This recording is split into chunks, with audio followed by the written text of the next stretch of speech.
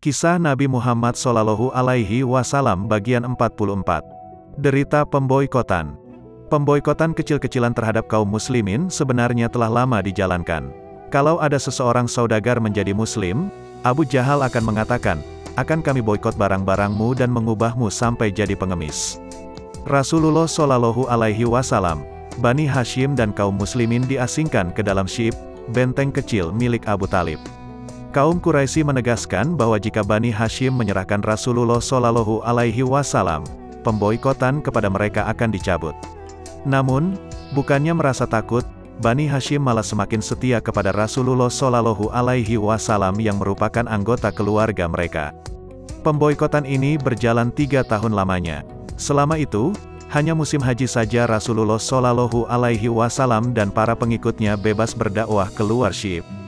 Itu pun selalu diikuti Abu Lahab sambil mengolok-olok Rasulullah Shallallahu Alaihi Wasallam dengan kata-kata kasar. Pada musim haji itu, Mekah ramai didatangi para peziarah dari pelosok jazirah. Akibat adanya pelarangan hubungan dagang, saat itu, Rasulullah Shallallahu Alaihi Wasallam tidak dapat membeli makanan yang cukup. Pada waktu-waktu yang sulit, mereka sering terpaksa makan daun-daunan dan kulit-kulit pohon yang tipis. Anak-anak menangis pada malam hari karena kelaparan.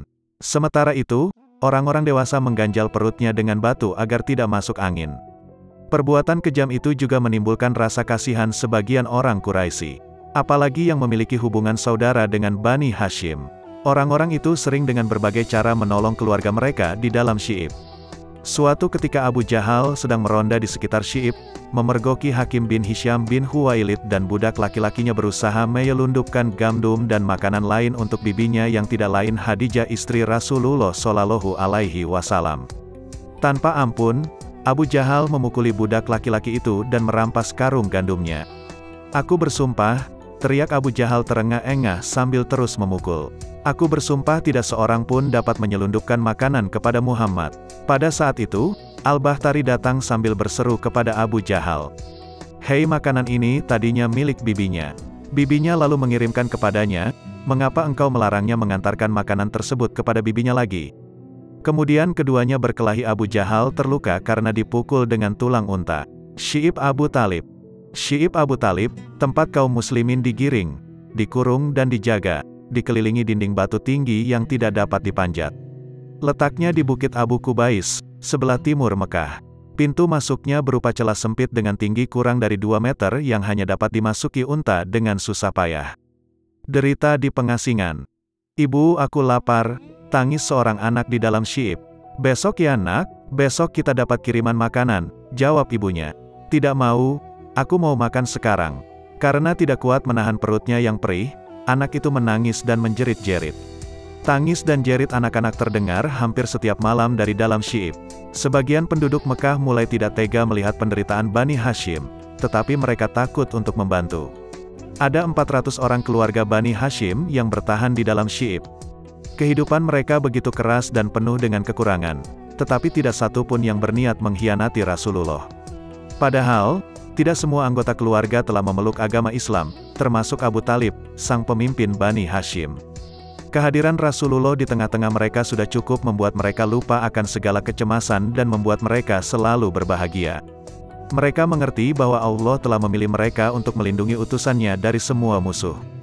Bagi Bani Hashim, itu sebuah kehormatan yang membuat mereka tidak mau menukar Rasulullah dengan apapun, bahkan dengan sebuah kerajaan sekalipun. Mereka bahkan menjalankan tahun-tahun pengasingan yang pahit itu dengan rasa bangga. Tidak satu pun dari 400 orang itu berniat untuk menyelamatkan dirinya sendiri. Padahal, mereka tidak tahu kapan pengasingan itu akan berakhir. Hari demi hari, minggu demi minggu, bulan demi bulan dijalani dengan penuh harapan. Mereka semua sudah bertekad mengikuti Rasulullah kemanapun. Mereka lebih suka menjadi tawanan daripada bebas tanpa Rasulullah. Bagi mereka, hidup tanpa Rasulullah adalah hidup yang tidak layak dijalani.